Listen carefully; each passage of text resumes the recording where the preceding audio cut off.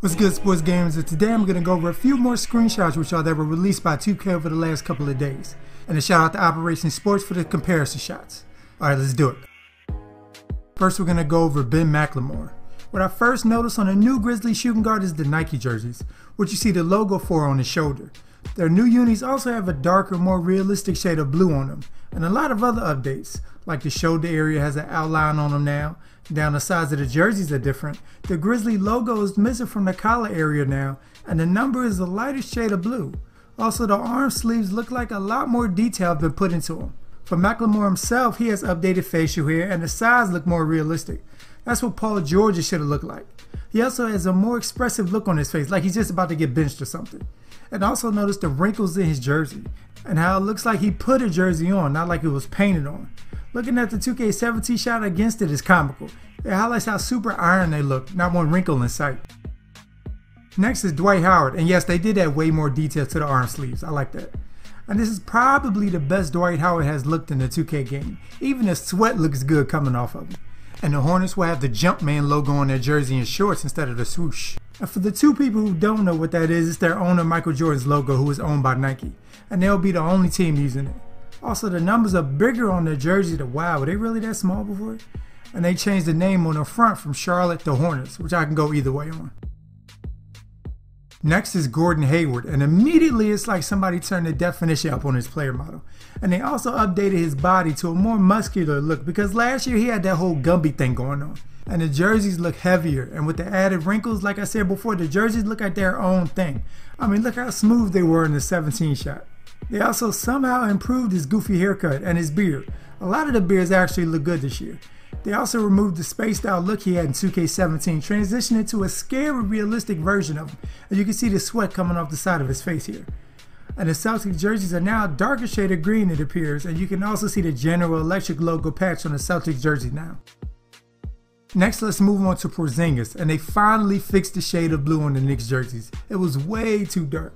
And you can easily notice all the wrinkles in his shirt, jersey, and shorts as he goes up for the fadeaway. And the Knicks will have the Nike logo on their shorts and jerseys now. Appearance-wise, his hair still looks weird. Why is it so hard? It doesn't swoosh out like that. It throws his face off because his hair doesn't look like that. Even though I like the updated face, it doesn't look like player model 57 in the create a player screen anymore. Next is Angelo Russell, and I'm honestly impressed with this. He doesn't look like a fat boy anymore. And wait, how can y'all get Russell's hair spot on but still struggle with Porzingis? Really, guys? His facial hair, skin tone, and face makes him come to life. I will have to say I'm the most amazed by Russell's by far. It's that good.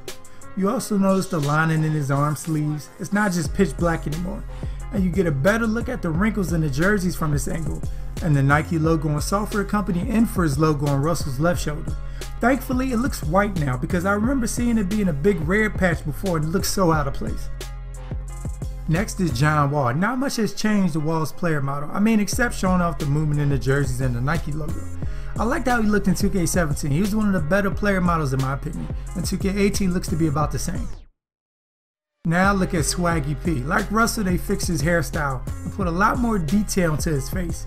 2K17 was like 70% there in terms of realism, but they nailed Nick Young in this screenshot.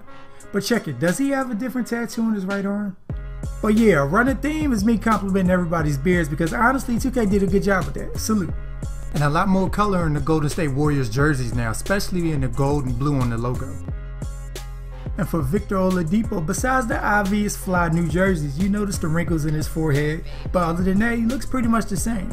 There wasn't much they could touch up with Oladipo, honestly. And lastly is Damian Lillard. Okay, Dame, that fade looking extra crispy. And it looks like 2K has rebuilt his player model also, as his shoulders are leveled out now. They had him looking extra husky in the shoulder area in 17.